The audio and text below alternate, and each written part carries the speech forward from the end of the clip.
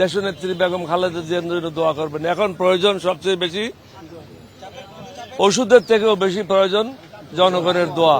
আপনারা সবাই সহযোগে বিভিন্ন জায়গায় মিলাদ মাহফিলের মাধ্যমে দেশনেত্রীর জন্য দোয়া করবেন। তিনি আপনাদের অনেক খেদমত করেছেন এবং বিদেশ থেকে বিভিন্ন দেশ থেকে ডাক্তারদের পরামর্শ নিয়ে ওনার চিকিৎসা চলছে।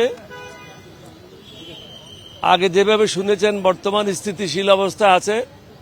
সমগ্র দেশবাসীকে অনুরোধ করব দেশনেত্রীর জন্য দোয়া করবেন।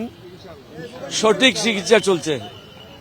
বাহিরের প্রায় ৩-৪টা দেশের ডাক্তার এবং আমাদের দেশের এবার কেয়ারের ডাক্তার সকলের সমন্বয়ে ওনার চিকিৎসা চালু রয়েছে এবং সুচিকিৎসা চলছে। চিকিৎসার কোনো অভাব নাই, কোনো সমস্যা নাই।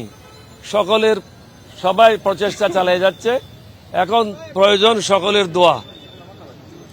আল্লাহ যেন তিনাকে সুস্থ করেন, আবার আমাদের মধ্যে ফিরিয়ে নিয়ে আসেন। আপনাদের সবাইকে ধন্যবাদ। বিশেষ করে বিএনপির সবাইকে বলবো, আপনারা সব জায়গায় দোয়া মাহফিল অনুষ্ঠান করবেন।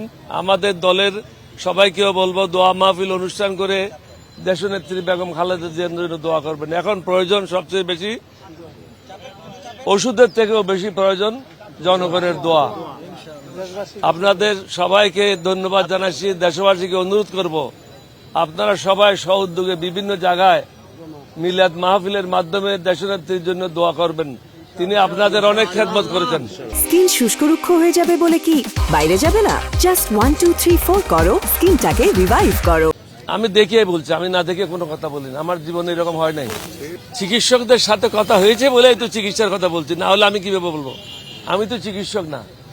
চিকিৎসকরা বলছে যে সুন্দরভাবে চিকিৎসা চলছে। দেশি এবং আন্তর্জাতিক চিকিৎসকদের পরামর্শে ওনার চিকিৎসা চলছে। এটাই তো বললাম সবাইকে দোয়া করার জন্য।